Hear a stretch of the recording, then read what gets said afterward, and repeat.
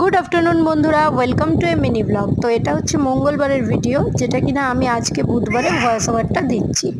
তো কালকে বাড়িতে হয়েছিল চিকেন, তো তোমাদেরকে ভাবলাম একটু দেখাই সারা দিনটা কিভাবে কাটালাম। আর চিনি এখন বেশ সুন্দর হামাগুড়ি দিয়ে বেড়াচ্ছে, গোটা বাড়ি পড়েও যাচ্ছে একবার করে।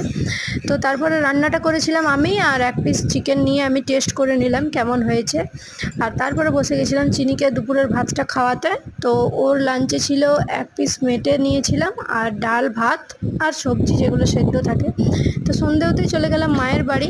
আর পাশের বাড়িতে একটা বাচ্চা আছে, ও যাচ্ছিল মেলা ঘুরতে, তো ওকে একটু লাইনার পরিয়ে দিলাম। তারপরে চলে আসলাম বাইরে আড্ডা মারতে। আর বৌদি এই হাঁড়িটা তৈরি করেছিল, সেটাই তোমাদেরকে একটু দেখিয়ে নিলাম।